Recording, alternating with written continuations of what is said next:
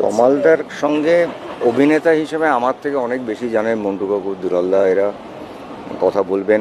আমার সঙ্গে বেশ কয়েকটা ভালো গুরুত্বপূর্ণ চরিত্র অভিনয় করেছেন, কিন্তু তমালদা এটা এন্ড নয়। মানে তমালদাকে নিয়ে আমরা একটু আগে উপরে গল্পই বলছিলাম, এবং আমরা জানি যে মানুষটা চলে গেছেন, কিন্তু তার গল্প করা মানে 80 ভাগই আমার হাসতে হাসতে চোখে জল এসে গেছে। কারণ আমাদের কারোর মনের দুঃখ হলে, কষ্ট হলে তমালদাকে ফোন করলে মোটামুটি এটা ফোনেও 15 মিনিট আমাদেরকে হাসাতো।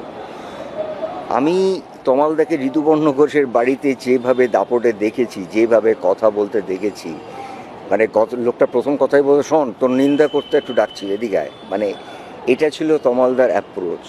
একটা কালারফুল মানুষ ছিলেন। আমি যেটা বারবার বলি, আমি একটু আগে অপুর সঙ্গে কথা বলছিলাম, মানে অপুর থেকে বেশি সিনেমাতে বোধহয় আমি অভিনয় করেছি শুভেন্দু বাবুর সঙ্গে। এই মানুষগুলো যে কালারফুল ছিলেন না, মানে এমন। এবং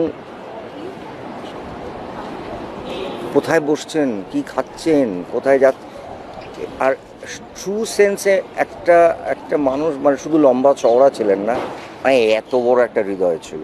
মানে আমি দায়িত্ব নিয়ে বলতে পারি যে মানে কোথাও একটা জায়গায় তমালদা থাকলে আমরা বলে চলে যেতাম, তমালদা এই প্রবলেম আছে, একটু লক্ষ্য রেখো। সেইটা উনি রাখবেন, কিন্তু তার সঙ্গে উইট। আর অসামান্য অভিনেতা তো ছিলেন থিয়েটারে, ওনার স্টেজে যারা অভিনয় দেখেননি আমি বলবো এটা মিস করেছেন। বাট সেই মানুষটা মানে রয়্যাল বেঙ্গল টাইগার।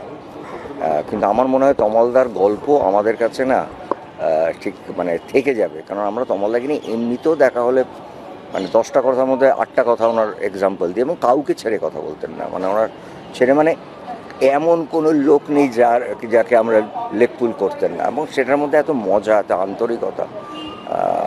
মানে হ্যাঁ, মানে ছেড়ে যাওয়াটা নিশ্চয়ই কষ্টের লাগছে, বয়স হয়েছিল নিশ্চয়ই, কিন্তু তমালদা আমাদের সঙ্গে থাকবেন।